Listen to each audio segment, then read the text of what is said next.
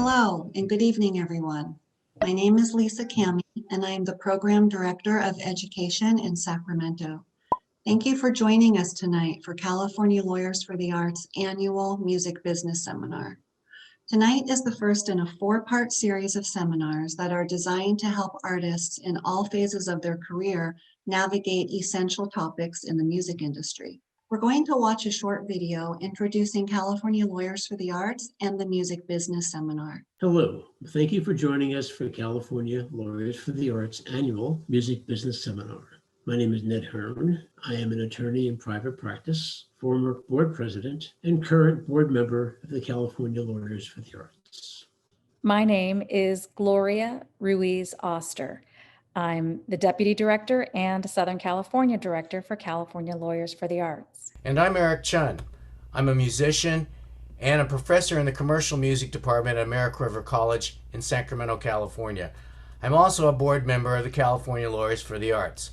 My colleagues and I are happy to welcome you to the 2021 Music Business Seminar. This year, since we're not able to gather together in person, we've put together 4 weekly webinars that bring together music industry insiders, scholars, legal experts, and marketing professionals to offer all the latest in music business insights to help you navigate an artistic career in 2021. The webinars will take place on 4 consecutive weeks, and we hope that you'll be able to join us for the entire series. We recognize the challenges that have arisen for the artistic and music community in the past year, and are undertaking every effort to make the seminar accessible to everyone who wants to attend.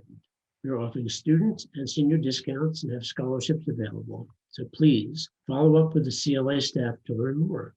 On the conclusion of the seminar, we will be holding a music business legal clinic on the evening of Thursday, March 11th, where you can get an individualized one-on-one consultation with an attorney by phone who can help answer specific questions you may have about music law. Please visit our website to register for the clinic. As a bit of background, California Lawyers for the Arts is a statewide nonprofit organization with offices in San Francisco, Berkeley, Sacramento, Los Angeles, and San Diego. CLA has been providing legal and technical assistance to the creative community since 1974. One of our core services is our State Bar Certified Lawyer Referral Service, which provides referrals to highly qualified attorneys who can work with you to resolve your legal issues in a professional manner. Depending on a client's income, legal assistance may be available on a pro bono or on a reduced fee basis. We also offer a specialized program in conjunction with the U.S. Patent Office that assists entrepreneurs and inventors and small businesses with patent applications. We also have a range of alternative dispute resolution services available, from negotiations counseling to mediation and arbitration, all of which can help parties involved in a dispute to avoid the expense of going to court and instead to find workable solutions through a confidential process guided by trained third-party neutrals. Lastly, we offer a year-long schedule of educational programs that include workshops and conferences and seminars like this one on various legal and business topics. Many of our previous programs have been recorded and are posted on our YouTube channel. And we hope you'll use these tools to stay on top of the legal issues that can affect your creative careers. We hope you'll follow us on social media to stay in touch and to learn about upcoming events. Thank you to our sponsors and to the generous support we receive from our funders, members, and all of you here tonight for making this seminar and so many of our public programs possible. We're happy to have you here with us this evening. We hope you will be able to attend all 4 sessions in the series, and we look forward to meeting you during the webinar. I'd also like to thank our marketing partners, Tape Op Magazine and NIVA, the National Independent Venue Association. And now I would like to extend our warmest welcome to our speakers this evening: Ned Hearn, Al Evers, Todd and Jeff Brabec. Gentlemen, welcome. Thank you, Lisa. Thanks, Lisa. You've done a great job in pulling this together with Hagan and your team, and we really appreciate the opportunity to be here. Thank you. So, hello, unseen audience. We know you're out there.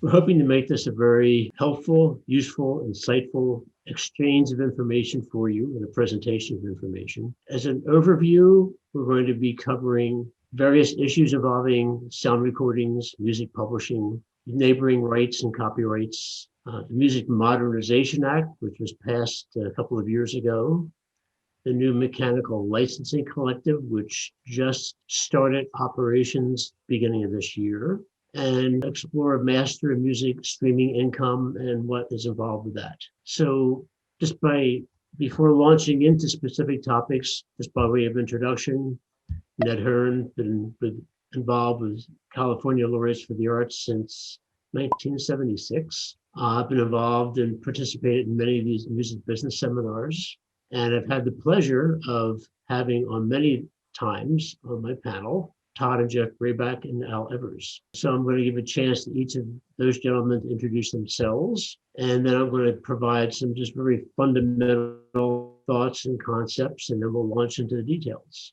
Todd, you want to take it over? Todd Brabec, for most of my career, actually 37 years, a career which none of you will have that long in this day and age, but 37 years at Ascap as Executive Vice President and Worldwide Director of Membership. My brother and I teach at USC for the last 21 years, the Music Publishing, Licensing, and Contracts course. Do a lot of articles, and we co-wrote the marvelous book, which is right behind me, Music, Money, and Success, the 8th edition. On it, which is 656 pages of everything you did or didn't want to know about the music business. But it's a really good book. It's a good textbook. Yeah, Jeff Brabec. My role is Executive Vice President of Legal and Business Affairs at BMG. BMG is the 4th largest music publisher in the world. We control approximately 3 million copyrights at the current time. And I know every single one, so I can identify them. It's an amazing skill that I have. You don't need a database with Jeff. No, exactly. But as Todd said, I've had a long career also. My career has been different than Todd because I've been, started off in private at Ascap, then went into private practice, then went into music publishing, and have been with a number of companies, some of which have been sold, some of which have been bought by others, and other times I'm on the buying side.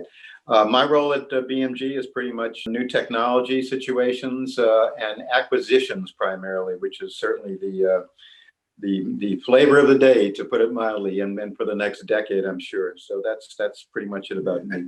Oh, and also I'm on the board of the new Mechanical Licensing Collective, otherwise known as the MLC. I'll get into that later. And I'm also on the board of the Canadian Publisher Committee that advises CMRA, which is the Mechanical Rights Society in Canada, which is owned by Sound Exchange. So those are my 2 board positions. Al? Let's see. I own a company called A-Train Entertainment. We've been around since 1985, I think. We control about 250,000 copyrights, which I do not know all of them. And I'm proud of that, frankly. We also have a digital distribution company where we aggregate and distribute about 30 albums a month. We have a neighboring rights division. We have a little record company and several other things all associated in the record industry. Thank you, Al. And I just want to make the comment that I've been privileged to work with all 3 of these gentlemen over the past 30 plus years, and even more than that, but I can't count much higher than that. And it's always been an experience where no matter how much I think I may know, I always learn more from each of them.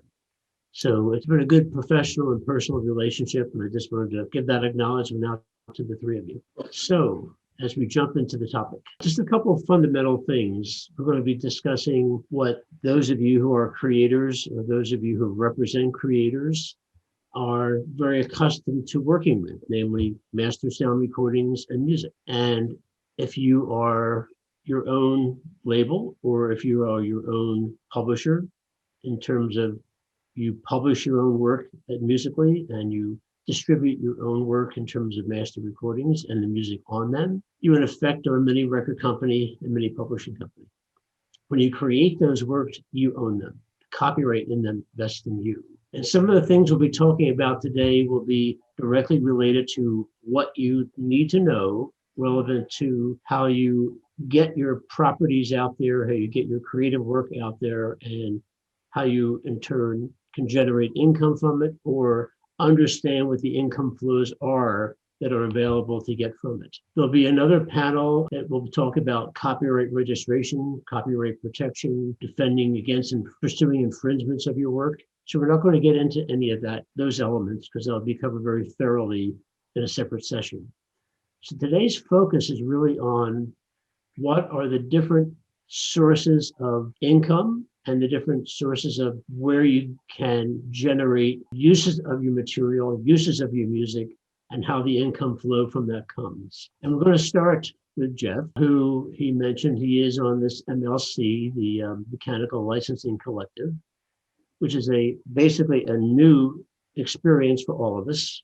Been attending some of their webinars online and learning in the process, relevant to just having information that I would need to know to help my clients who are needing to associate with and learn about how the MLC works. So Jeff, I'm going to turn it over to you to talk about what the MLC does, what it doesn't do, and how the interactive streaming mechanicals work, what that means, and how those rates are established. So, and of course, you can branch off into other things, but that's kind of the essence of what we discussed to be focusing on initially. I'm going to switch it just a little bit. As Ned said, I'm on the board of the MLC, the Mechanical Licensing Collective. We're a not-profit organization established under the Music Modernization Act to deal with interactive streaming mechanicals. Now, before I get into the MLC, I think it's probably best if I explain what is the right and what is the royalty stream that this new entity is actually dealing with and responsible for collecting. And then I'll get into the actual MLC and just how it's structured, what it is, and what you should know about it. And I must say, the website, it's called themlc.com, is really important. I suggest anyone out there to go into it, whether you're a lawyer or independent musician, etc.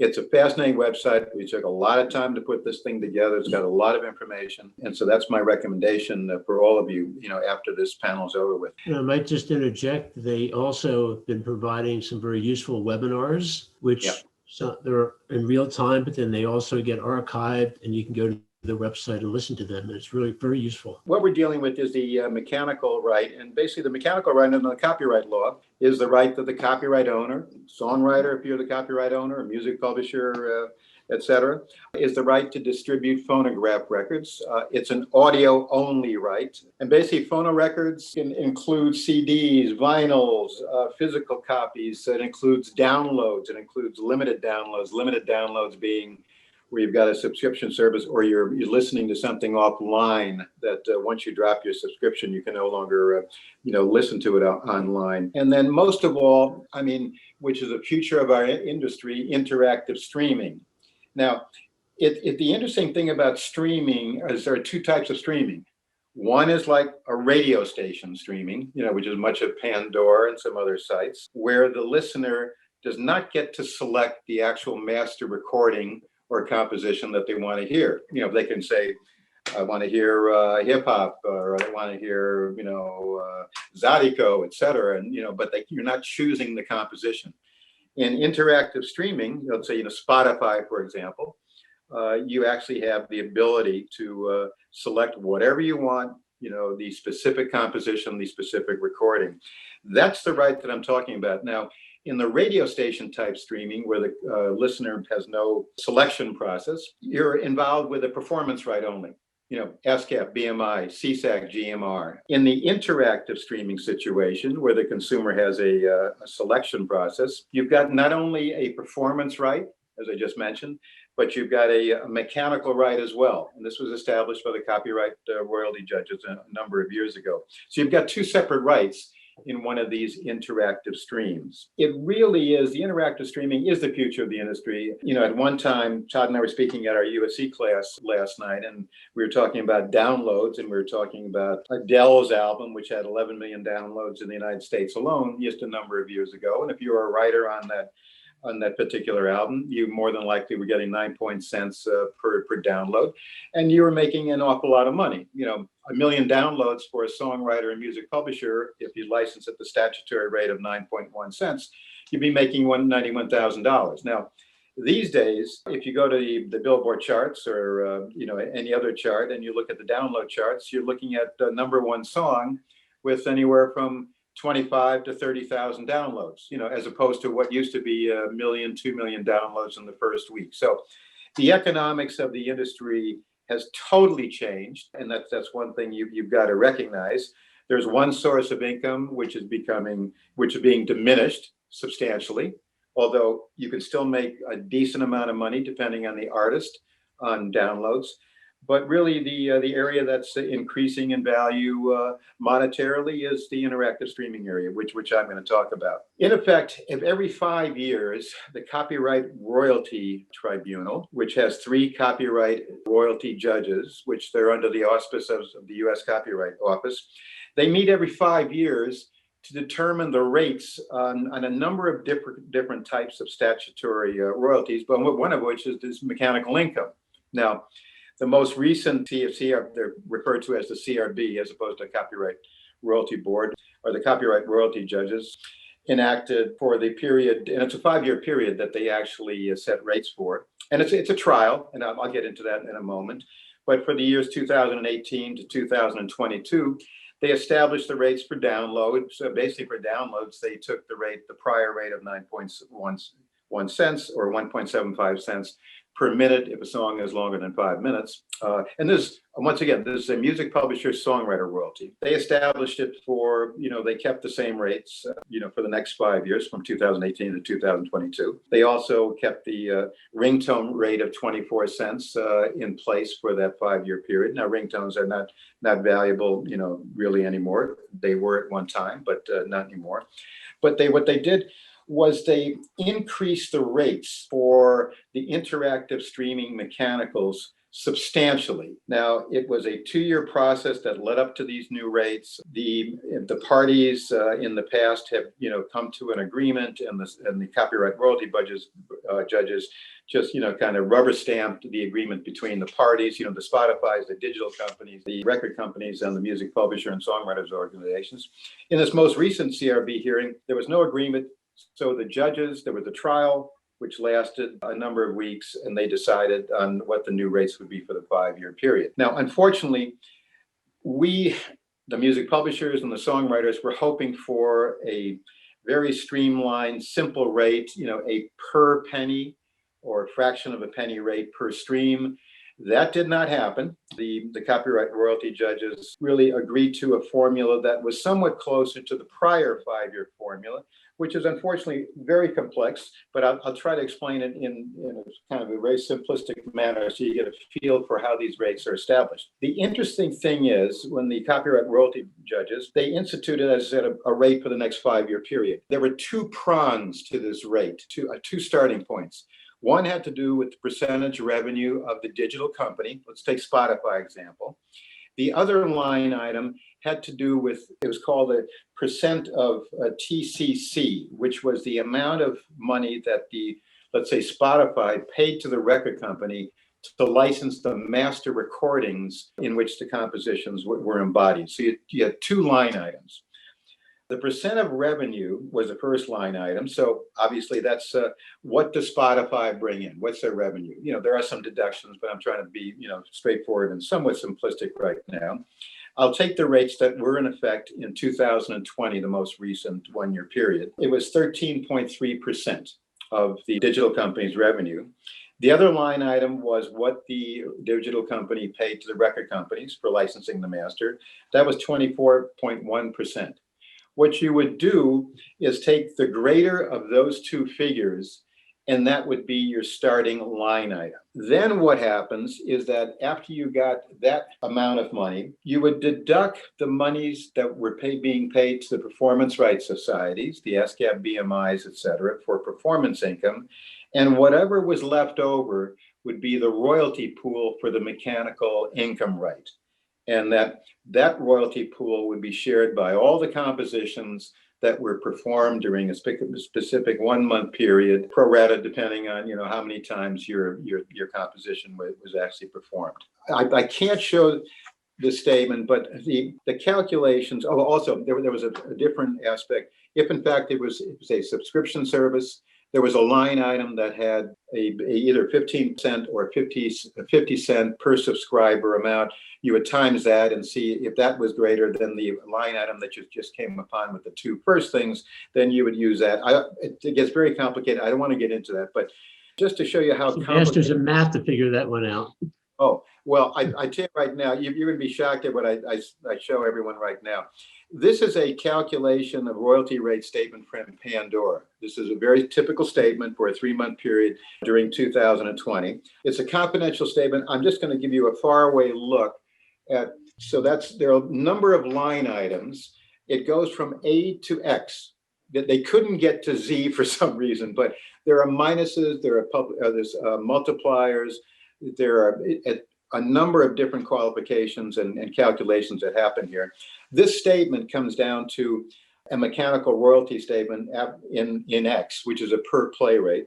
And in this particular instance, it was 0.006585 per performance. That's the mechanical rate. So as you can see in these situations, the money for one particular performance is not that great. You need quite a bit. But the good thing is with these services and interactive streaming becoming more and more important, these figures will be substantial and are substantial depending on a particular hit song. I'll give you a quick example on Spotify, and I'm using rounded up figures or rounded down figures to just show you how this thing works. Step one is 13.3% of the service revenue. Let's say Spotify's revenue for a particular month was $5 million. Then you went into the 24.1% of the total cost content, the TCC, which was what they paid to record companies. Let's say that was $4 million. So you take the greater figure, which is $5 million. Then you deduct the performance royalties. Let's say in this case, it's $2,600,000 going to the performance rights societies. You've got $2.4 million left over. And that's what is shared by all the compositions that were performed during a particular 1 month period. It's a very complicated situation, but it's a situation where, you've got to have good royalty systems. We've got audit rights, et cetera. So, but that's the nature of the beast right now that we're dealing with. It's not a simple 9.1 cents per download. It's a very complicated formula that occurs in all these situations. Now, the rates that the CRB established were very good for music publishers and songwriters. Basically, they went from the older 10% of royalties to, if in fact these rates stayed in effect to 2022, it would go up to 15%. So you're talking about an increase of about 44% in this type of income from 2017 over the 5-year period from 2018 to 2022. We were ecstatic, the NMPA, the songwriters organizations, et cetera. Okay. Unfortunately, what happened was that a number of the digital companies, Spotify, Amazon, Google, and Pandora, appealed the rates to the U.S. Court of Appeals in the District of Columbia. I must say, Apple did not appeal. So it was just the 4 other companies that actually appealed. The U.S. Court of Appeals, it was argued on March 10th, 2020. It was decided on August 7th, 2020. And basically, the district court remanded a number of issues back to the copyright royalty judges for a further determination. One issue, and this is for really the lawyers, I'm going to go through this very quickly.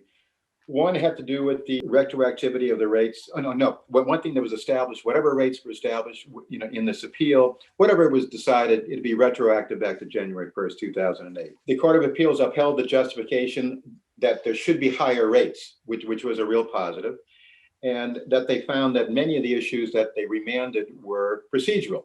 But there were some very important rates that were remanded. One issue that the CRB was deemed to have failed, and it was sent back, and this is pages 51 to 57 of the decision. It was a 65-page decision. The CRB didn't offer the streaming services the opportunity to comment on the CRB's new definition of bundled offerings. Now, a bundled offering is a digital offering where there's a music aspect and a non-music aspect, all bundled together, for one price. The actual CRB decision was very proactive for the songwriting community. The digital companies appealed that because they felt that their definition was better, which was a definition which would have reduced, in our opinion, the amount of the music aspect of the bundled offering. That's one of the issues that the CRB has to review. The CRB did not explain its past 2002 settlement or agreement and why it rejected the benchmark of 10.5%, which was the prior rate, as a benchmark for the new rates. That was in page 44 to 46. And then the last thing, the CRB didn't offer the streaming services the opportunity to comment or rebut the uncapped total content costs of the rate calculations. So that was on page 32 to 39. In effect, there was no cap. Whatever the services paid to the record companies, let's say if it was 24% of that, it was $5 million, it'd be 24% of $5 million, or it was $1 million. So there was no really cap in it. And then there was also no opportunity to address the interplay between the rate structure and the increased rate revenue, total cost, et cetera, et cetera.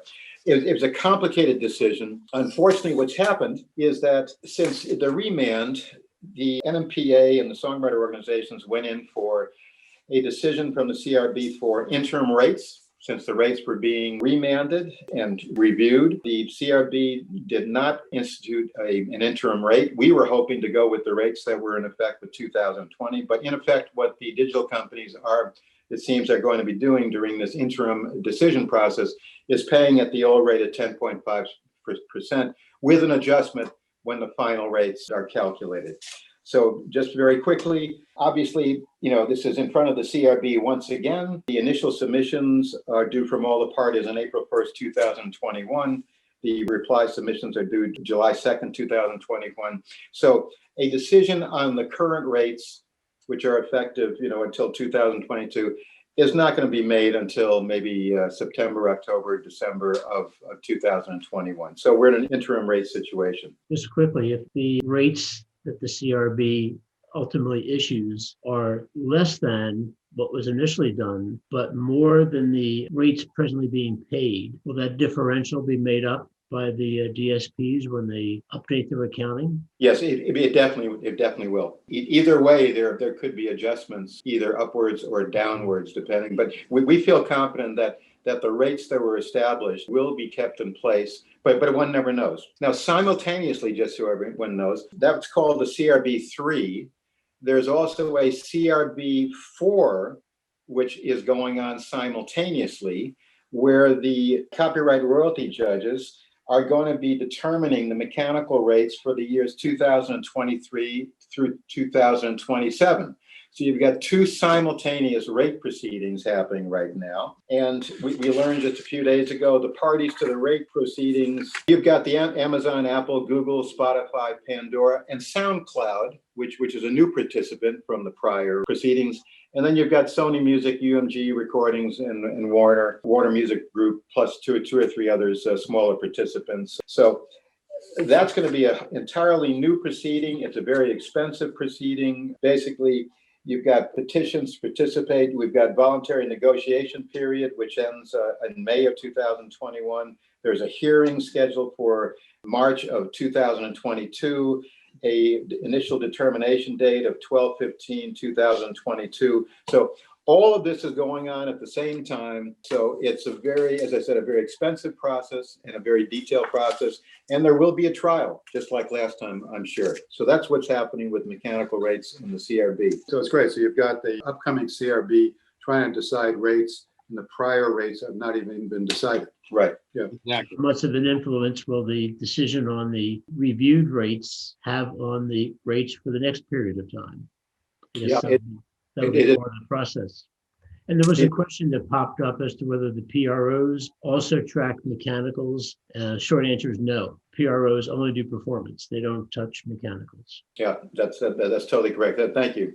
And the good thing about the new CRB, the CRB4, is that all the parties, especially the music publishers and songwriters, can bring in additional information that they hadn't been able to bring in before. So that's going to be I think a better situation for music publishers and songwriters, proving that their current rates are still too low compared to the rates of the record companies that are happening right now. Now, So, that was due to the Music Modernization Act. right. Yep. Which is one of the important aspects of the Music Modernization Act, and Todd will get in how it affected performance rights determinations, but they're really important. So it's widened the scope of the evidentiary things that we can bring in to the copyright royalty judges to show them how valuable the music composition aspect is, to any kind of streaming services. I'm going to switch very quickly into the Mechanical Licensing Collective. The Mechanical Licensing Collective, or the MLC, was created by the Music Modernization Act to be the sole representative to license and collect these interactive mechanical royalties. The territory that we function in is the United States only. This only has to do with streaming, interactive streaming in the territory of the United States. It has nothing to do with foreign countries.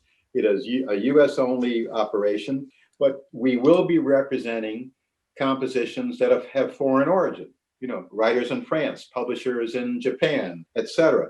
All of those parties, copyright owners, and those parties who own the right to license mechanical income will be members of the MLC, and we will be distributing royalties not only to US, mechanical rights owners, publishers primarily, or self-administered songwriters, but foreign entities as well, and foreign mechanical licensing societies, etc. What is the role?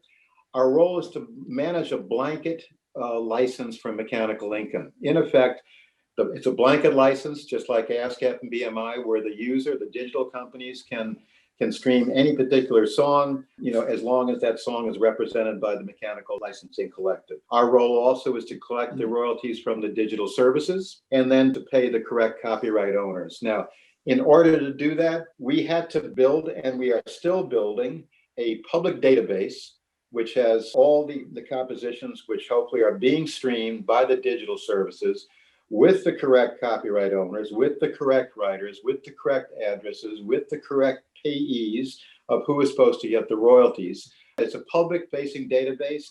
You can actually go in and look up songs to make sure that songs are correctly registered, that the writers are correct, the splits are correct, etc. That was one of the main things that we were asked to do by the MMA, because our role is to build a database and make sure that there's enough information so that when we get royalties from the digital companies with all their usage reports, that we can actually figure out who are the correct people to pay the money for. The interesting thing about this new company, and it's not for profit, the operating budget is paid by the digital services.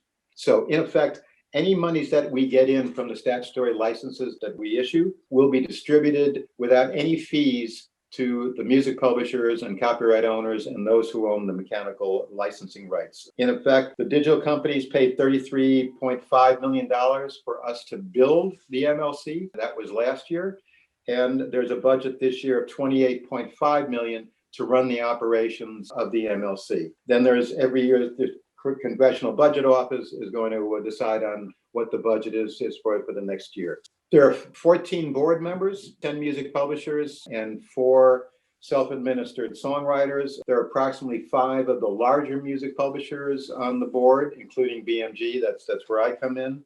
There are 5 independent indie music publishers, much smaller publishers, and there are 5 songwriters who self-administer, their own composition. In this thing, there are also 3 committees. One's called the Unclaimed Royalty Oversight Committee.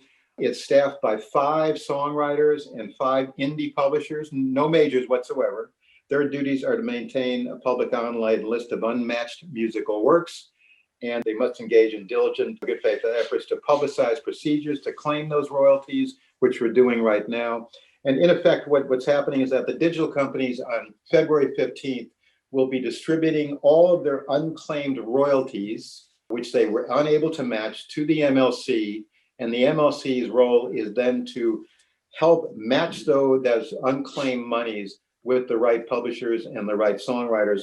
And that's why it's important that everyone out there, if you know that your songs are being streamed by the digital services, go in and make sure that your songs are registered correctly, because you might be eligible to receive those unclaimed royalties. We're not quite sure how much that fund is going to be that they're going to be distributing to us, but we will know on February 15th. Very quickly, there's a dispute resolution committee, equal number of indie publishers and writers. What happens if there's a dispute between publishing companies, et cetera? Their role is to make recommendations to the board on policies, and those policies will be instituted. Then there's an operations advisory committee, which is more of a technological committee, to make sure that our technology is correct. Who needs to register for the MLC? You've got two separate types of membership. One are the music publishers who own the mechanical rights. If in fact a writer is signed to a music publisher, the publisher normally has the right to issue mechanical licenses. That will be the member.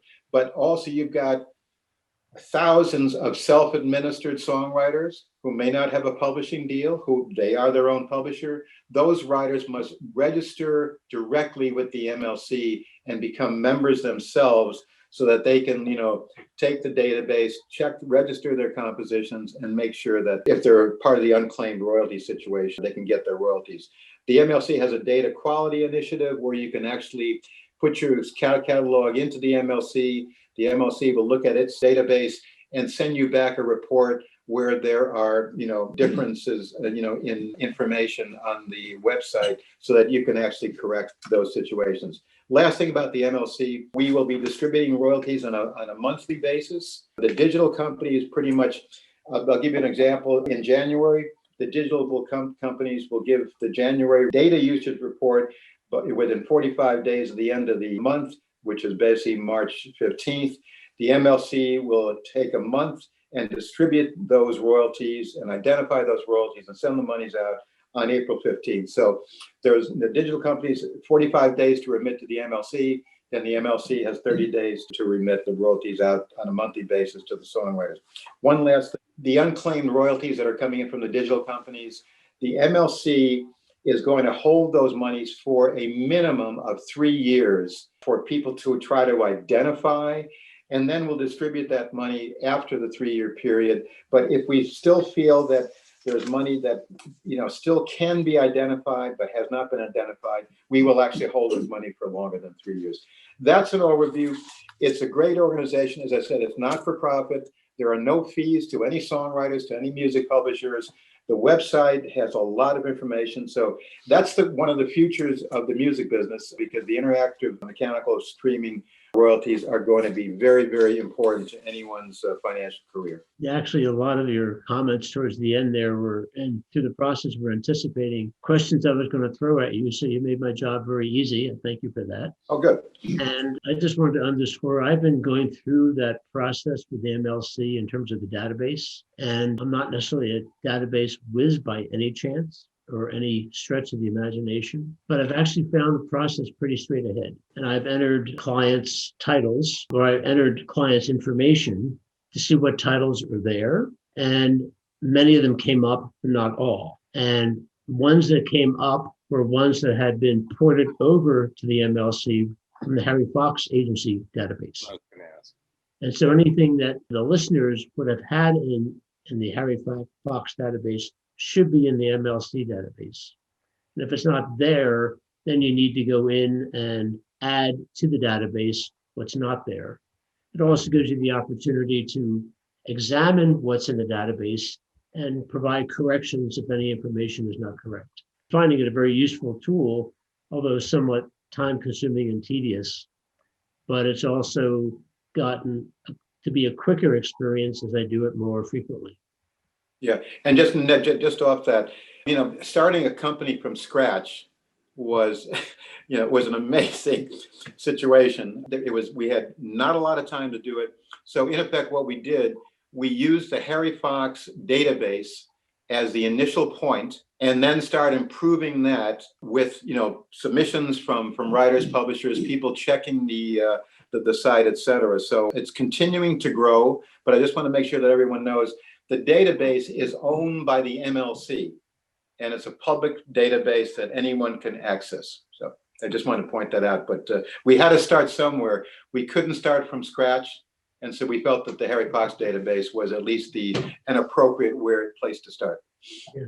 And so far, that seems to be an effective base from which to grow. So thank you for your efforts on that. And I'd like to bounce over to Al now, if I can, who's been sitting there learning along with me. And I'm sure he's actually done a lot of the MLC himself for his clients. But Al's going to explore something which is not as well known or used in the US as it is outside the US, but it's something that's really critical. And it's something referred to as neighboring rights. And also it's going to review how that relates back to the US in terms of neighboring rights and how and what kind of income that generates and how one goes about being able to access that opportunity. So Al, floor is yours. Thank you. So Jeff was talking about interactive broadcasts, and neighboring rights lands in the non-interactive category. I wanted to go back just a little bit because as I was thinking about this, I was remembering when Sound Exchange began, which is Sound Exchange is the US organization that oversees neighboring rights collections and administration. They began in 2000 as a division of the Record Industry Association of America. And I remember going to conventions in 2000, 2001, 2003, 2002, 2003, whatever. And they would have a booth and they'd be very nice people would be sitting at this booth with these humongous lists of people that they were trying to find because no one had ever heard of Sound Exchange. No one knew what neighboring rights were. And an awful lot of very substantial, either featured artists or even independent record labels were not interacting with this organization. And they were literally pounding the pavement at these various conventions, trying to get people to come over. Do you know this person? Do you see anybody here that you know that you could introduce us to? So it's had a tremendous growth in the 20-something years since then. And it's become a substantial part of the income for both record companies and the featured artists themselves. So what is a neighboring right? Well, wait, one other thing, going back to what Ned said. These rights existed and were very well embellished in Europe long before they came to the United States. And that's a complicated situation having to do with the Rome Convention and the Berne Treaty and all that wonderful stuff. Many parts of that the United States didn't participate in, so we didn't get the benefit of those things. But starting in 2000, based on the WPPT Treaty in 1996, neighboring rights began becoming an active profit center, income center for people in the United States. They are public performance royalties due to the sound recording copyright owner and the featured artist on it. So, when you talk about copyrights, and that's what we're talking about here, there's the copyright in the song, there's the copyright in the master. So the radio station in your car, unless you're on Sirius or one of the other services like that, it's a non-interactive terrestrial radio station. They don't pay neighboring rights. They don't pay for the performance of the master recording. They don't pay the artist who sang that recording. They pay the songwriter. Always been the case, continues to be the case, although there's a lot of negotiations going on about that and various efforts have been made to change it. But what we have is a situation now over the last 20 years where the owner of the recording and the featured artist and co-featured artists all have a chance to participate in the income derived from the satellite broadcast of that master recording. Again, not terrestrial, not radio, not television, not venues, but digital platforms like Sirius, like Last FM, like Pandora Tier 1, as opposed to the other tiers in the Pandora offerings. And it's become a very substantial amount of money. If you sign up with Sound Exchange and you give them direct access to pay your bank account, you get monthly statements. And I know a number of artists, particularly during this pandemic, that are living off of that money. It's running about $3 billion now that's at stake here worldwide. So one of the interesting things about all this is the US doesn't pay neighboring rights to performers from other countries. Therefore, those countries don't pay US-based acts. But that's getting worked out right now because the Europeans have become very, very aggressive And in Ireland, they started opening the door to a greater reciprocation on this that didn't take into consideration whether or not we'd all signed these treaties 30 years ago or 40 years ago. That's still being worked out, but it's underway. So what is Sound Exchange? As I said, it's an organization that was founded in 2000 to collect this. What licenses does it administer? It's a statutory license allowing services to stream content while paying a fixed rate for each play. Sound Exchange collects that money and distributes the royalties to the featured artist and the sound recording copyright owner. What do they not collect? All the stuff that Jeff was talking about. Songwriting, publishing, compositions, all that stuff. They don't have anything to do with it. There was an effort, there's been an ongoing effort called the Local Radio Freedom Act, which was a resolution where Congress said, we don't want to do a broadcast performance royalty for terrestrial radio. The majority of Congress signed on to that, but it has yet to go through. There's a lot of fighting going on about that, including Sound Exchange trying to get terrestrial radio to pay. So Article 17 is it's a European initiative, and what it's doing is it's trying to create a process where all rights holders can get more money, have their content protected, and it affects the MCA, it affects a lot of other things, and hopefully it's going to increase the income on all sides here. In the United States, Tom Tillis, Senator, just proposed changes modifying what are called the safe harbor provisions, which is where a platform like YouTube or somebody like that says, we're not actually publishing this content, we're just putting it up. Somebody gave it to us and they said they have all the rights in it. Well, as we all know who are in this industry, that often isn't the case. People put up videos all the time, cat videos with Prince music in the background, whatever. Clearly they didn't get the rights from Prince. But there are steps underway to modify the safe harbor provisions, force the content platforms to more carefully monitor what they allow up,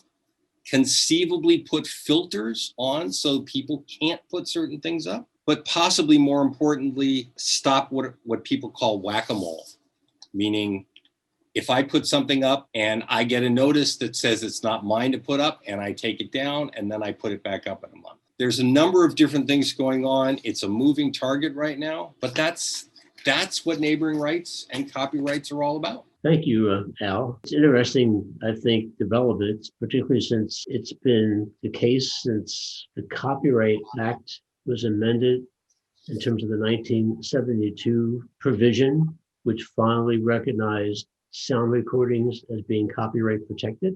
Right. That the broadcasters were very effective in being certain that the listing of the exclusive rights of the copyright owner as it relates to sound recordings did not include performance on radio, television, and the like, but specifically terrestrial radio. Right. And so it's been that many decades that this effort has been made to try to get some income stream happening for the owners of the masters, the performers on the masters for the terrestrial radio, which kind of underscores the power of effective lobbying. Right, exactly. No, exactly. Very powerful lobbying. But this Article 17 that's in Europe and the EU may finally have some effect on that. Well, in terms of US artists being able to get some benefit out of the performances of their content over there, other jurisdictions in the EU. And a number of these initiatives that are going on in Europe are impacting the DSPs in the United States because, of course, they're all global. Right. So, we are not an island unto itself. We have to comply with regulations that are shifting in various parts of the world. So it's interesting times. Yes. Well, thank you. And we're going to bounce over now to Todd, who's been patiently waiting, and he's going to explore for us the world of the PROs and how that revenue is generated, what kind of revenue is involved, this concept of consent decrees, which have been in effect for decades and recently have been under examination by the Justice Department as to whether or not they be adjusted, and essentially how that world works. There's been a lot of questions, again, I've noticed trying to make a distinction between what the PROs do and what they collect and how they make payments and how that's different from mechanicals or sync or print income streams. So maybe you can integrate those distinctions in your presentation. No, just sure, Ned. One thing, let me add one thing to Al's conversation about neighboring rights and the sound exchange in particular, because Al normally covers this when he has a lot more time and stuff. Because he mentioned satellite radio and internet radio, which is Pandora, non-interactive, as two of the main sources, but there's also the cable music channels, Music Choice on the end of the cable audio only, which produce a decent amount of money. And then you got DMXs and Muzaks and business establishment services, which also pay money into Sound Exchange. So, and I think 2019, their total revenue was $963 million.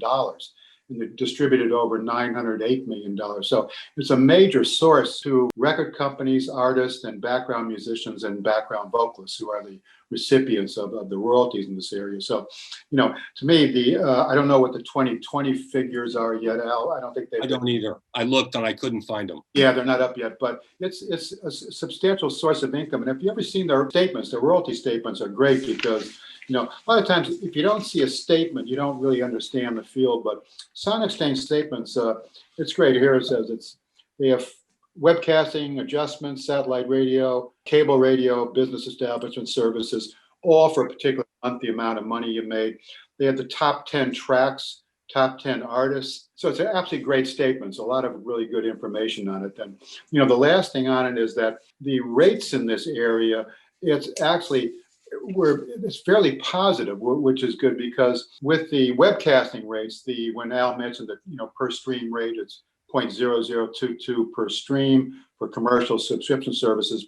Those rates went through 2020. The hearing on the next 5-year period has been delayed due to the pandemic. With the Sirius XM rates, they're like 15.5% of gross revenue, which is substantial. And those rates are locked in all the way through 2027, which is very positive. Music Choice rates are 7.5% of gross revenue. They've been appealed, so depending on what the CRB decides and stuff and all the appeals, those rates will be final through 2027 also. So at least the rate structure there is very positive, particularly with Sirius. The webcasting ones are the major source, the Pandoras and those type of things. So, I just wanted to add to what you had said there, Al. Thank you. Thanks. Yeah, because I always consider, Sound Exchange is a PRO in my mind anyway. So it's kind of just PRO for sound recordings and artists and stuff, as opposed to the performing rights organizations that most of us are familiar with. And, basically, I think everybody knows what PROs do. There are 4 of them in the United States: Ascap, BMI, CSAC, and GMR, which is the most recent one and stuff. And PROs, writers and publishers join these organizations. They negotiate license fees with all the users of music. They collect the monies. Then they distribute it back to the writers and publishers who have performances in all those different media. There are a lot of other functions, but those are the primary ones. I'm simplifying here, but that's basically what PROs do. And writer and publishers join them to represent them, to collect their money and then get paid properly and stuff like that. It's important to know where the income comes from in this area. It's about a $3.1 billion revenue business in the United States. I'm combining all 4 together.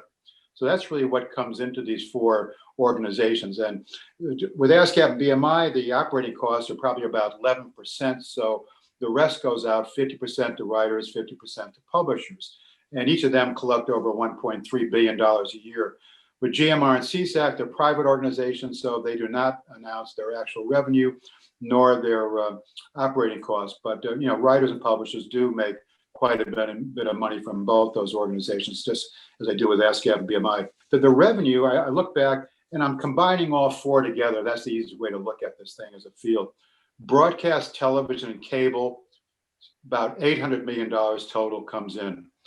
All online audiovisual and audiovisual services, all the streaming services, about $700 million comes into the PROs.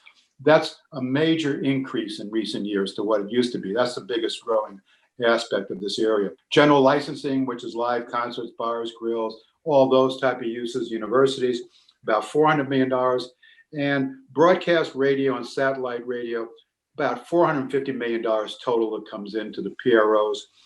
An additional $750 to $800 million comes in from foreign countries for performances of U.S. copyrights outside the United States. Most of that, if you're a publisher, you know this, most of that is writer money, because most publishers are collecting their PRO money, their performance money, directly from the local societies in each of these different countries. So that's the basic rates that are coming in. Obviously, some of that will be affected by the pandemic, particularly the live performance area, but that's the basic structure, and that's where it will go back to, eventually on it. Just to give you a type of licenses that these PROs issue, because I'm going to get into the rate course section, I'm going to hold off that first. Just the basic licenses that a user signs with Ascap, BMI, GMI, or CSAC. There's about 5 or 6 different types here. Blanket license, which Jeff covered, is the most common. If somebody gets a blanket license from Ascap or BMI, they can play any of the 25, 30 million songs in those two organizations' repertory without getting any permission whatsoever. That's a blanket license. Carve-out blanket license is adjustable fee blankets, is another name for it. All that is, it's a blanket license where you can have unlimited use of anything, reduced in payment by the amount of direct licenses that this particular user do. Now, a direct license, remember, a copyright owner, a writer, a publisher has the right, even though they're members of Ascap or BMI or CSAC, they have the right to directly license their work to a user and bypass the PROs. So that's what a direct license is. So let's say a CBS network, if they got a lot of direct licenses, that would reduce their blanket fee. Per program fee involves only programs that contain Ascap or BMI music, which is not directly licensed. Very big in the local television field. A lot of people on per program licensing. I'm simplifying somewhat that license. It's fairly complex. The last one is a through to the audience license.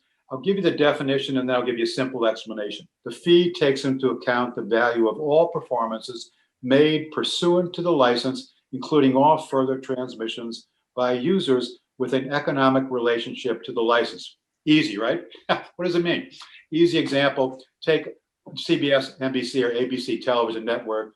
They're the broadcast network. All the stations that are hooked into that broadcast are under the through to the audience license. That's really the basic, simple way to look at that. There's one other license, as I said, there's a direct license and a source license where a copyright owner, publisher, or writer can actually make a PRO agreement, performance license, with a production company or a studio. So let's say you're producing a television episode and you'd want to bypass the PROs, you would try to do a source license with the copyright owner, and that would bypass the PRO completely. You would make a separate deal with that, just like a direct license, separate negotiation, separate type of royalty. Most are one-time fees. Others have come kind of back-end royalty on it. So those are the type of licenses. The most important thing is that both Ascap, let me get to the consent decrees in that situation. With Ascap and BMI, they are both under consent decrees with the government. They're based on alleged antitrust abuses back in the early 1940s, late 1930s. What these consent decrees semi-regulate how Ascap and BMI operate. Most important aspect of them, they've set up rate courts, federal rate courts, which is the Southern District of Court in New York, where if a user in Ascap or a user in BMI cannot come to an agreement on what a license fee should be for reasonable rates, for broadcasting or streaming or whatever, they go to court, there's a trial, and the judge actually decides what the fees should be as well as what is licensable. So that's a very important aspect of the rate courts, because users, if they can't come to an agreement, they go to court, there's a trial, and the judge decides what the fee is. With CSAC, there is no consent decree involved, but they do have mandatory arbitration in the local television area and the local radio area based on settlements of antitrust litigation with those two industries. Global music rights, the newest and smallest of the three organizations, they have a very important repertory, founded in 2013, but they are completely unregulated as of this moment. So there's no dispute resolution procedures involved, no rate courts, no arbitration, and it's really you negotiate or there's litigation. And there's current litigation ongoing right now with the local radio industry as to what the fee should be for GMR repertory. And one of the things with these rate courts, we haven't discussed the Musical Modernization Act and how it's affected the PROs, ASCAP particularly, and BMI particularly, is that what the MMA has done, instead of having one judge for ASCAP and one judge for BMI with lifetime appointments, they're the only judges that try those cases, there's now a rotating list of judges who will take each rate court case as it comes up. So you can have a rotating wheel of judges, which is good. And the second more important aspect with the change is that prior to the MMA, the ASCAP or BMI could not bring into evidence in these trials as to what reasonable fees should be, what record companies and artists were making.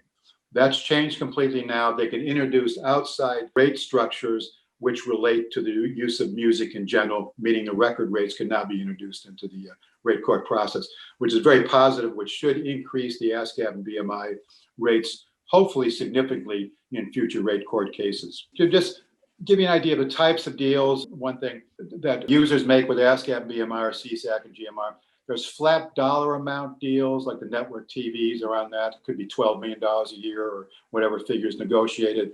There's percentage of gross revenue deals or percentage of advertising gross receipts deals. Other types of different percentages based on the music use of the channels, general entertainment versus heavy music uses like an MTV, different rates in that structure. And then there's industry-wide fees, which are negotiated and then allocated to individual stations based on each station's revenue and stuff. So I'll give you one quick example of what I'm talking about. So with ASCAP and BMI, the current radio agreement is 1.78% of revenue with certain standard deductions and other deductions for new media platforms and stuff. Another deal would be CSAC as a blanket license fee of 0.2557% of net revenues and a different rate for all talk radio. So I just give you a couple of different types of deals there, so you kind of explain the type of deals that I was speaking about here. Last thing, we haven't gotten into the actual payments that ASCAP and BMI make. There are 4 entirely different payment schedules. If you're a writer and publisher, you know that already. Different factors involved with each type of performance. And there's bonus structures involved in the radio and television area, which can significantly add royalties to any type of successful song or successful television show.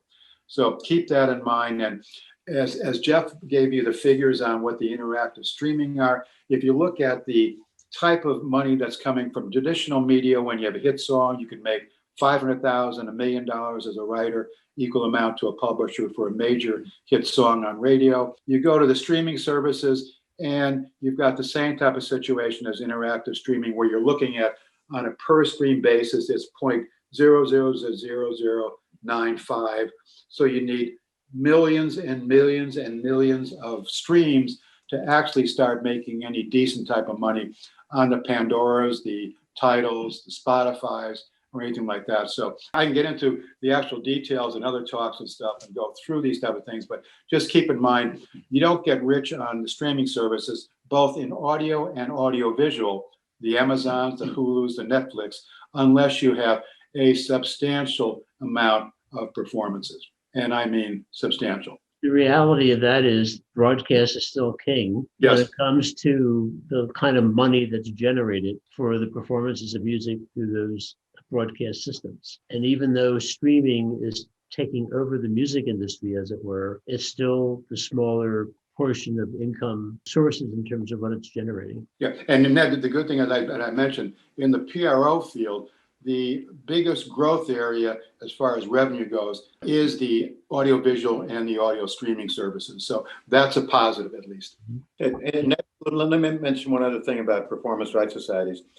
The monitoring and the statements are just amazing. What they're picking up these days as far as performances with their technology. I'll give you one quick example. BMG, we're a large company. We've got a number of, various companies, affiliated with BMI. One of our primary, companies is BMG Platinum Songs. I'm looking at a quarterly statement right now. And I'm a firm believer of, if you're in this business, look at statements, look at royalty statements. You can learn an awful lot. You can learn a lot about the business. And you need to check the royalties that are coming in on your catalog anyway. But I'm looking at this one statement from BMI, and thank God there's no such thing as a physical statement anymore. One of our companies has a statement from BMI, 9,103 pages. And did you read them all? And I You memorized them. I Is the database. but the amazing thing is, I go to network television right away, and I look at American Idol, and I see all the performances of our songs with all the different timings, all the different types of uses, all the different types of royalties, that are generated. It's fascinating stuff.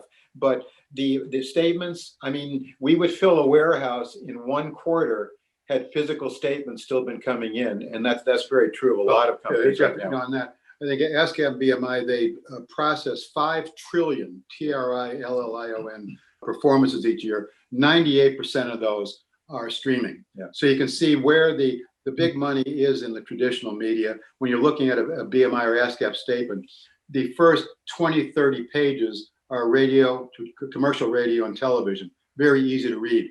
The rest of the thousands of pages are streaming service.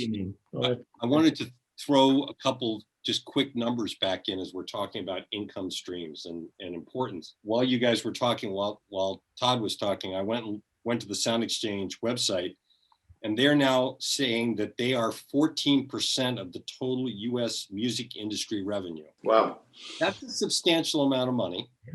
And they said that in Q3 of 2000, they made payments in excess of $254 million. For just that 1 quarter. For 1 quarter.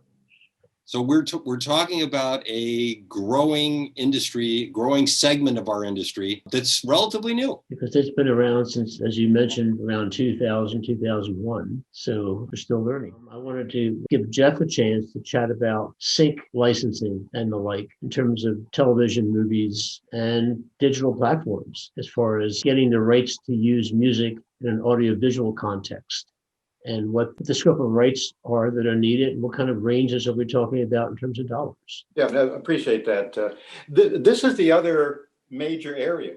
You're talking about performances, you're talking about mechanicals, and now we're talking about sync. Sync is the one area which is not regulated. There's no such thing other than in educational TV. I'm not going to get into that, but there's no such thing as a statutory rate. Mm-hmm.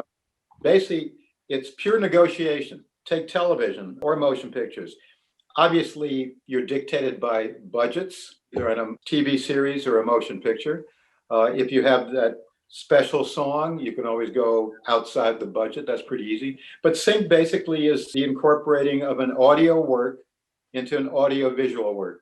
As simple as that. Putting a song or a master recording into a TV series, into a motion picture, into a video game. That's all synchronization. And it's an extremely valuable area to be in, only because it's purely negotiable. And now that income, because of the COVID and the pandemic and et cetera, and with TV series shutting down, motion pictures not going to theaters, and also not being filmed, that has definitely suffered, over the past number of months. It will come back. Last year, I think there was 493 scripted series, most of which use music. And when you're talking about scripted series, you could be talking about anywhere from 8 episodes to 22 episodes.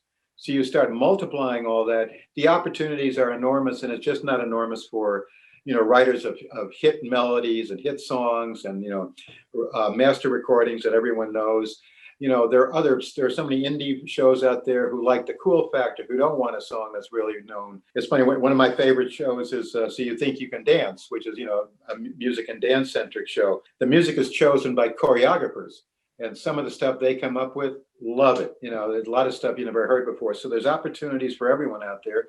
And there's a lot of shows out there. The music supervisors will definitely look at, new music. They want to be hooked into, an indie artist that's, their album's just about to be released, or someone who's never heard of before. Obviously, they can get that music for a cheaper cost, but it's enormous exposure, and it's a great way for people to get their songs and master recordings into TV.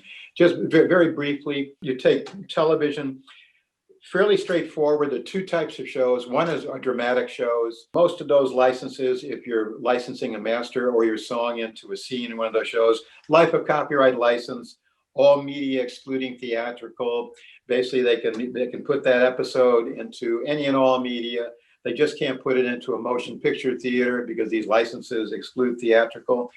That's changing a little bit because there was a show, Game of Thrones, sorry. Two of their episodes a few years ago was put into motion picture theaters. So that all media excluding theatrical license, would not have covered that. Or one-time fee, one-time synchronization fee, worldwide license, ranges go anywhere from $12,000 to $40,000. But, if you're talking theme songs, if you're talking really special songs, sky's the limit in television. The other type of show, which is the interesting one, are the music and dance centric shows, the Voices, the America's Got Talent, the Masked Singer, etc.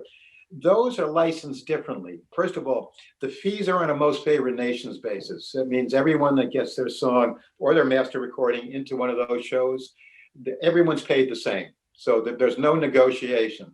They tell you basically what the fee is going to be, and you say either yes or no. They're very short-term licenses, as opposed to dramatic licenses, which are life of copyright, The Voice, etc. They're usually 1 or 2 years with lots of options, if in fact the producer wants to extend it into various areas or extend the term of the agreement. The US and Canada is normally the territory because they're shows that really are, available and of interest only for a specific territory. Take The Voice. There's a Voice in almost every country of the world, every major country. So why would someone in France want to watch the US version of The Voice? Maybe a selected episode. So normally the territory is very limited.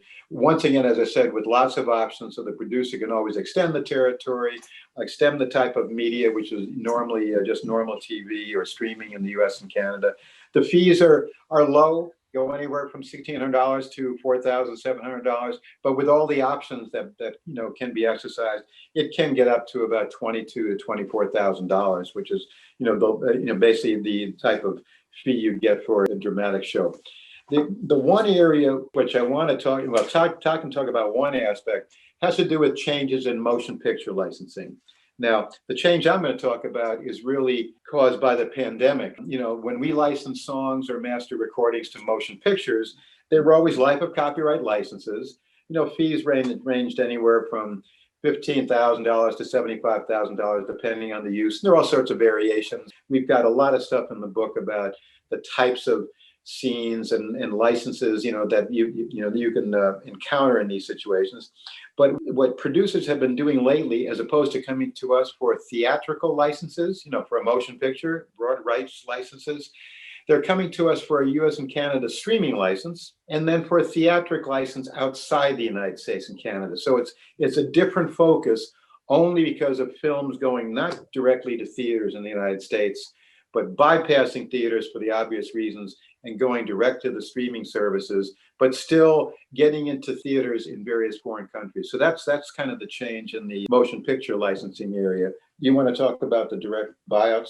Oh, yeah, okay. Well, one thing was Jeff mentioned anybody who has a song or a score in a feature film or a documentary or anything that's distributed outside the United States, the local PROs do license movie theaters. They don't in the United States. So that's a major source of income for a lot of composers and songwriters here. Obviously, that's been affected when a movie theater is closed down for a while, but still major source of income. The one thing I recommend everybody go to a site, Your Music, Your Future. And it really has to do with, I think about close to 20,000 composers and songwriters, members of it, who do audio visual work, film and TV primarily. And it really shows what happens when somebody does do a direct license with a particular streaming service or user and stuff. And Netflix, I know, has tried to do some direct licensing or one-time buyouts and stuff like that. But it's a good site. I did a lot of projections on it where it shows you what you normally make from an Ascap or BMI and foreign performing rights societies for a series or a feature film, and versus what you would lose in a buyout situation. So I just want to mention that for anybody who's interested in that particular area. Yeah, because basically the issue we're talking about is a buyout of your future performance income. Yeah. You're getting a one-time fee, and I don't care if that series or that motion picture is performed 20 years from now, 40 years from now, 75 years from now, where you would be receiving performance income, you've sold it all. So that's an issue that's occurring right now, which is a really dangerous one in which you really have to watch out for. Yeah, and one thing, as Jeff was mentioning, sync licensing, when he's negotiating a sync license, let's say it's $10,000 for a particular episode of it, he's also looking at what the back-end royalties for that particular series episode is going to be in the future. So let's say he's got the theme to a network show and stuff. He negotiates a license for it. ASCAP and BMI, the range probably for a network primetime theme is about between $500 and $1,200 to the writer, equal amount to the publisher, each time it's shown after it's released. So there's a sync license plus all the back-end royalties forever through the PROs anytime you do a sync license. Yes. It's an important consideration. And I must say, you do think about that. Many times, you might feel that the initial fee is not enough, but if you start looking at a series that might be around for 20, 30, 40, 50 years, you're going to make a lot of money in performance income. So it's a balancing act constantly, but you've got to know the back-end royalties for anything you do. Which is really kind of underscoring, because a lot of sync licenses that any of us have looked at over the years, and they provide a fee to be paid for the sync, they usually have a provision that explicitly states that the rights granted do not include the performance rights vis-a-vis television or overseas theatrical. So if that's becoming more of a norm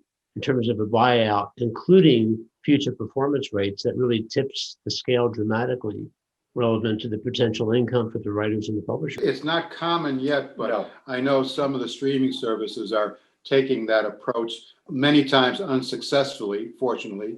And there are some, ESPN does a lot of direct licenses, and there are some others, but it's not common, but it's something to be aware of, because you don't really want, if you're on the creative side, you don't really want to see it increase. Love to continue, because there's still more territory that we could discuss, but I'm looking at the clock and looking at Lisa and recognizing that there are a number of questions that have been lined up. We should pay a little bit of attention to them. And what Lisa's going to do is read the questions, and then we can decide among ourselves who would respond to each one. Our first question, I have an associate that has publishing rights in America for his music. He learned his music was uploaded and downloaded in another country without his knowledge.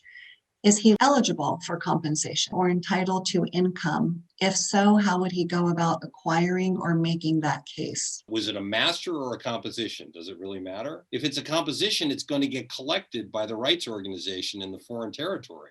Whether or not he knows about it doesn't really matter, as long as that song's been properly registered with the Performing Rights Society in the United States that this associate is affiliated with. They have a reciprocal relationship. So, ASCAP or BMI, CSAC, GMR, they all have relationships with the foreign societies. So if it's licensed here, registered properly here, it's going to get picked up and funneled back through the system. If it's a master, that's a much different situation. I must say, as Al is saying, it's a really important for the registration in the United States. If your registration with the United States with the PROs is good, they should distribute that around the world.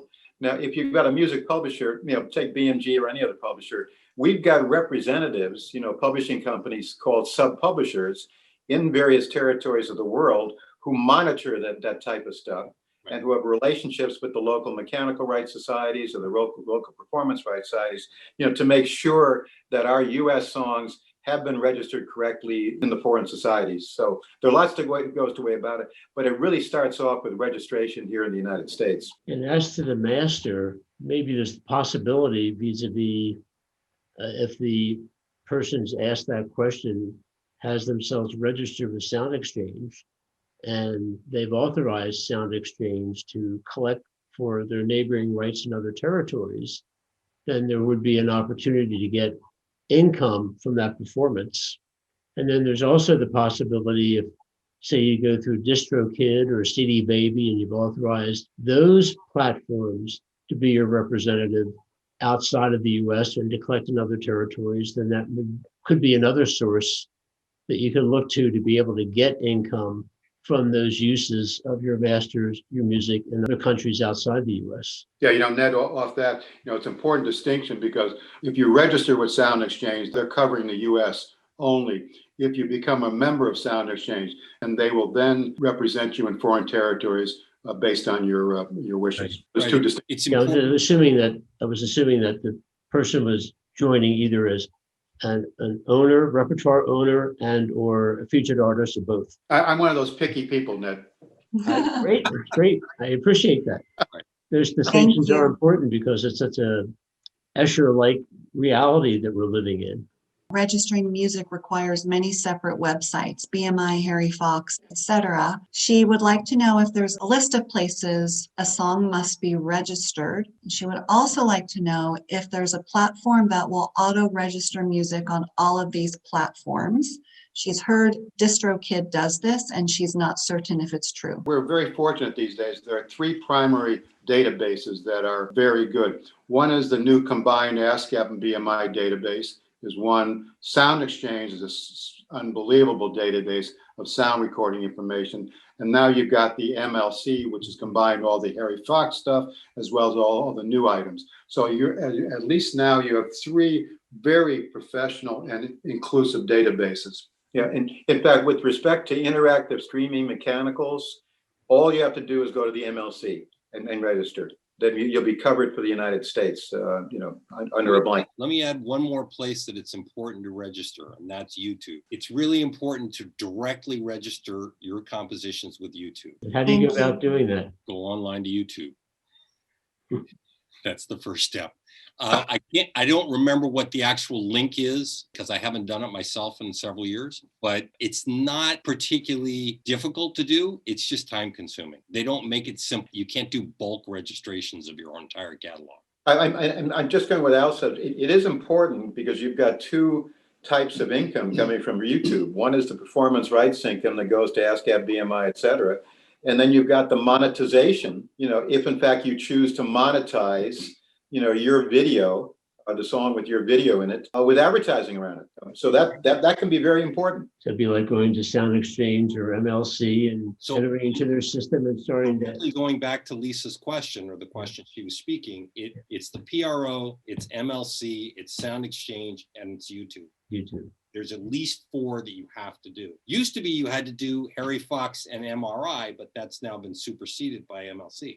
Right. Are performance rights the same as mechanicals? And if not, what is the difference? Performance societies are only collecting performance income and stuff. With CSAC and GMR and possibly BMI, they have the right to also collect mechanicals, but that's a separate type of business. ASCAP does not have the right to collect mechanicals also, but those 4 PROs are primarily performance organizations. Outside the US, the PROs there, they combine mechanicals and performance in one organization, like SACEM in France, or PRS for music in England, or APRA, AMCOS in Australia and stuff. So there's a little distinction here between the US and foreign countries. Yeah. Thank you. The next question, she says she is a self-administering artist using DistroKid to release songs on various platforms. She wants to know if MLC provides oversight to the mechanical royalty payments that DistroKid is collecting, and if they do any tracking for artists. I'm not sure what DistroKid is, but I can tell you right now, the MLC will track all of the performances on the interactive digital services. Now, if she owns her own publishing, she has to definitely become a member of the MLC, and then the MLC will track all of her mechanical royalties for all the digital services in the United States, and will either pay her directly if she becomes a member, or if the organization that she mentioned, if they have the right to collect and license her mechanical income, then the MLC will pay them and they will pay her. So I'm not sure what they represent, but she can either join directly, or if the other organization has the right to license her mechanicals, they will be the party that the MLC will be paying, and then they will be paying her. Can you have a group of songs with BMI and other songs with ASCAP? During my career, I signed an awful lot of BMI writers who left repertory, their old repertory at BMI, and their new repertory went to ASCAP after they joined. Vice versa, somebody leaves ASCAP, ASCAP continues to license their old repertory. All new repertory is with whoever the new organization they're a member of. So in other words, many writers are getting statements from both ASCAP, BMI, CSAC, or GMR, or all four. If you've had your career, you joined one, left it after resigned, joined another one, resigned from that one, joined another one. So you can have four statements coming in, all covering different works. At any given time, you wouldn't necessarily, as the author and the owner of your copyright in that song, be able to have that song covered by each of BMI and ASCAP. It would be one or the other. If you're a member of all four organizations, you're going to jail.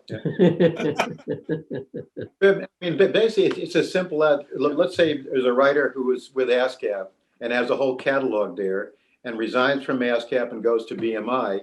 Many times that writer will leave the catalog with ASCAP, so that ASCAP will be paying him, and then all new works by that writer will go through BMI.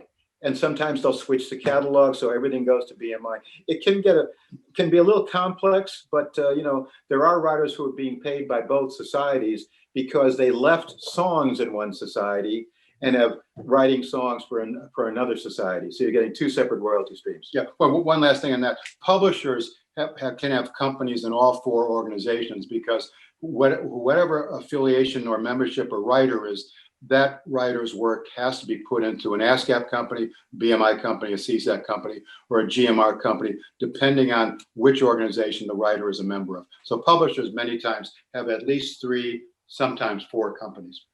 And you could have co-author situations where each co-author may belong to a different PRO. Right. And so it's their share that's covered by that PRO. Very, very common. Is it best for an independent artist to sign with MLC and Sound Exchange instead of CD Baby, or can all 3 work together? All 3. All 3 can work together. If you sign with CD Baby and you sign something where they've got to write to license your mechanical income, then CD Baby will be collecting from the MLC. You will not be a direct member. But if you've got songs that, if you want to license your mechanical rights directly, then you license directly with the MLC. So it all can work together. For instance, a song that's not on your own recording, you would want Right. to with the MLC. Yep. And I think with such entities like CD Baby, you get to determine how broad a scope of rights you want to grant to CD Baby under your agreement with them. Whether you want to sign off on them having be able to cover all the different digital opportunities that are available, or more limited ones. So that would require taking a close look at the CD Baby contract and that's online, and deciding how broad a scope of rights you want to have CD Baby handle for you. That's an individual decision.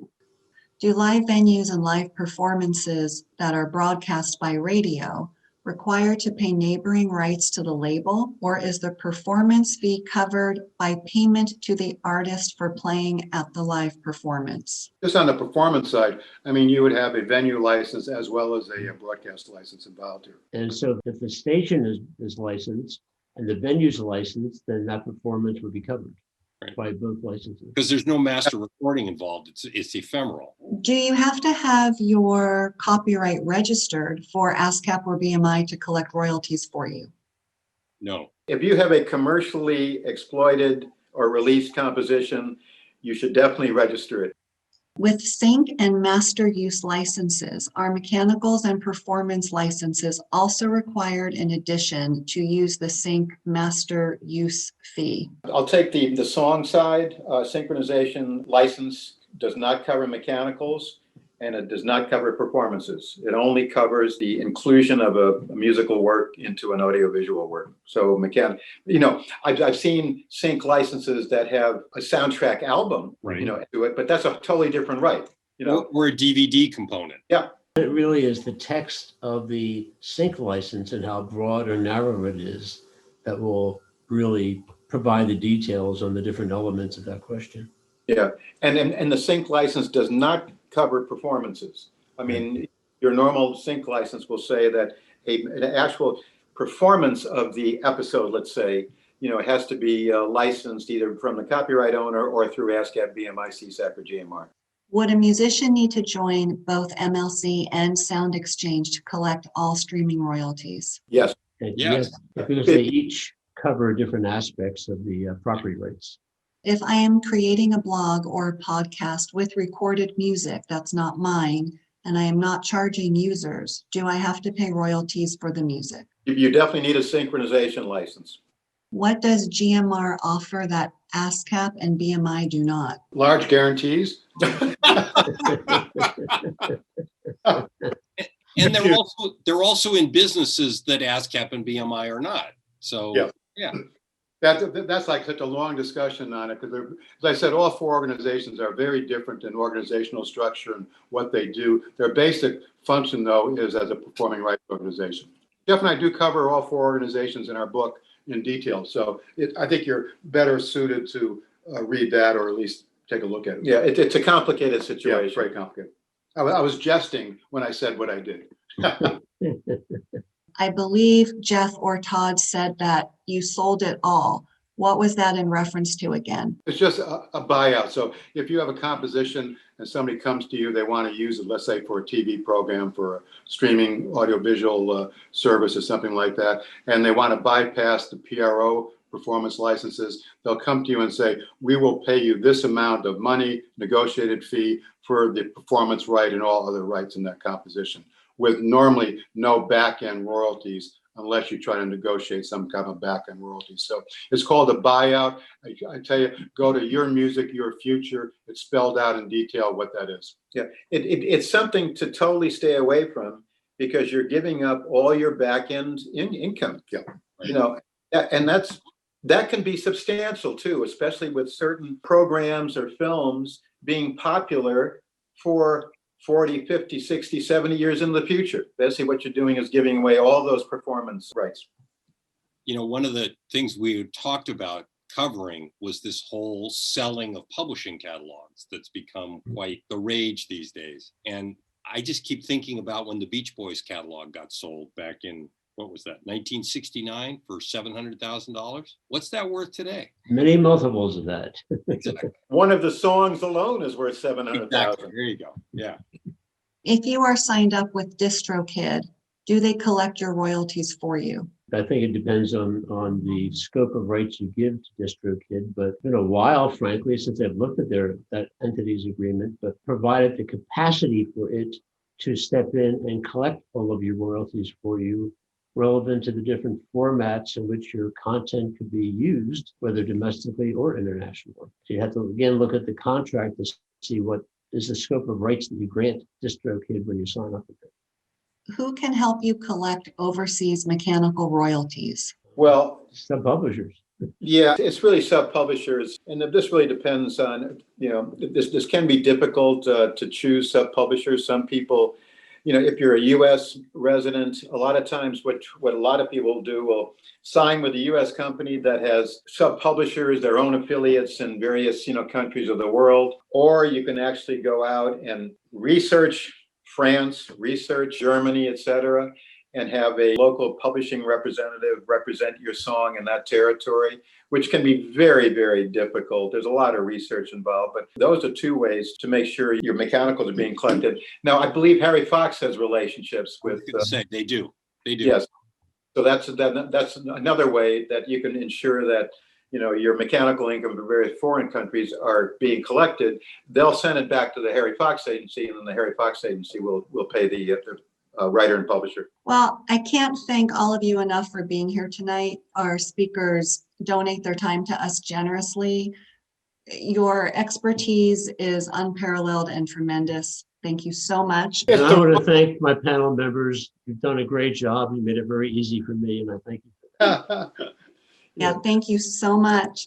Our pleasure. You're a great organization, Yeah. California Lawyers for the Arts. And this has been a long tradition for the four of us, and we enjoy continuing to do it. Thank you so much, gentlemen. Have a good evening, everybody.